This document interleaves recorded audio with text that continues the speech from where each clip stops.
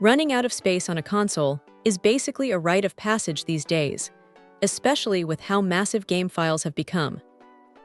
That is where this little drive from Avolusion comes into the picture. It is a 1 TB external unit that is clearly aiming for the crowd that needs a quick, no-fuss storage bump for a PS4, PS5, or even a laptop. Now, here is the interesting part about the hardware inside. Instead of just throwing in a generic, slow drive, they have opted for a 7200 RPM enterprise-grade mechanical disk.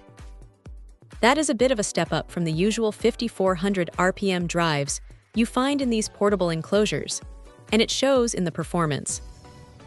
It feels snappy enough for moving files around, and for a mechanical drive, it holds its own quite well.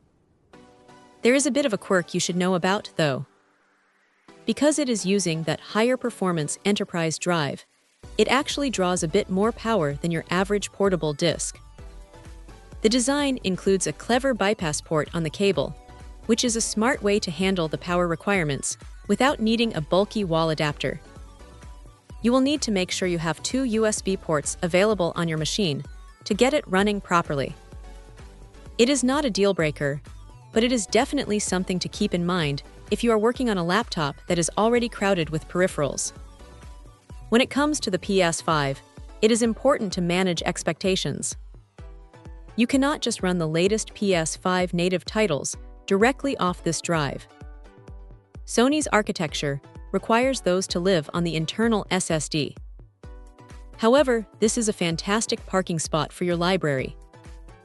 Moving a game over takes just a few minutes, which is a lifesaver when you want to clear up space on the internal drive without having to re-download a 100 GB file later. It is essentially a digital cold storage locker. The build itself is pretty straightforward.